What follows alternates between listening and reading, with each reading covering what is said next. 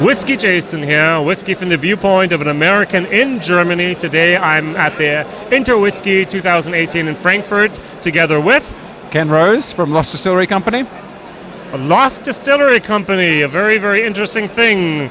How did someone actually have the idea to revive Lost Distilleries and try to make the whiskey taste almost the same? Okay, so this was actually, it was literally the bar conversation. It was between my two business partners. It wasn't a bet, was it? No, it wasn't. Okay. Wasn't a bet, but it was literally a chat, a conversation in a pub between my two business partners, Scott and Brian. Yep. They were lamenting basically the how so many distilleries were being closed, Right.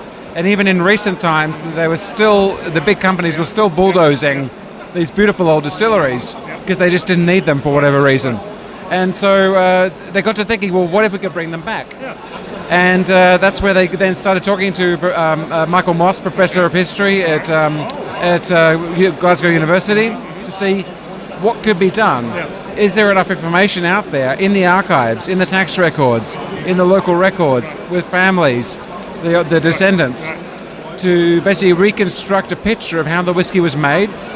And so to think, well, okay, then if they were still operating today, how would the whiskey taste? Right. Yeah. And what was the easiest distillery to recreate?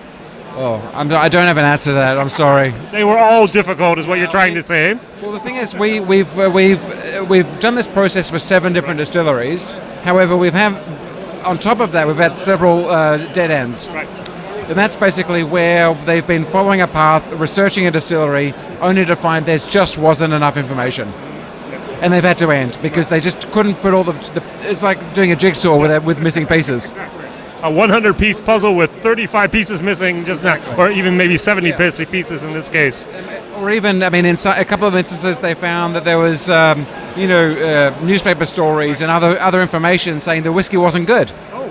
So again, that's Do we really want to create something that wasn't good? So that's where these distilleries were all distilleries which were of high repute, well respected, did very, very well, operated for 100 years or around there, and then for various reasons closed. Exactly. Usually overcapacity. Sometimes we need to invest a lot of money in order to do and keep up with the times and so on. Now, I mean, if I want to explain on that, there's there's prohibition. Yep. So US was the major customer for a lot of distilleries, and what happened is when they stopped buying through prohibition, basically that just shut them down. Right. World War. All the barley had to be used to go off for food. Yep. All the young workers in the distillery went off to fight, didn't come home. So that shut down a lot of distilleries. Then another main reason is industry consolidation. So you imagine, as the big brands like Johnnie Walker, Dewar's, Bell's, as they started to come into life, they would buy these small farm distilleries which were operated by families. They would use them to make their blends. As they grew, they needed more and more whiskey, and these small farmhouse distilleries they couldn't be expanded. They were designed, and they weren't designed as a purpose-built distillery. It was an offshoot, and so they would close them down. They'd build a new distillery. So, for instance, please pick one or two. Explain. Actually, Okanagan, which is not here today, but Okanagan was bought by John Dewar and Son. Okay. And was one of the first malts to go into their Dewar's blend, in the late 1800s. As they grew, and then right at the end of the 1800s, they needed bigger distilleries, so they built Aberfeldy. Exactly. Yeah. Okay, and then in the early 1900s, Okanagan was closed down. Makes sense. Now there's a couple different bottles here. I think there's also a different ranges or price classes. Would you mind explaining a little bit how the system works? Yeah, sure. Well, we can see up here we've got the this is from the classic range. Right. Mm-hmm. So these are around they're designed around a 10 to 12-year-old profile. Okay. So that's the profile of a whiskey of that age from these distilleries. Right. And then the range we have up here, which I think you can just see, that's the Archivist range. Right. These are designed around a sort of 18-year-old profile. Yep. And then we have as well here. Ooh, the wooden box. Wooden box. There we have from the vintage range. Okay. So this is all like 20 plus. So that's of very, very old. We're talking exceptionally limited production, 200 bottles at a time. we just don't have much of it. Sold out immediately. Yeah. I'm sure flipping and collector's items and so on as well.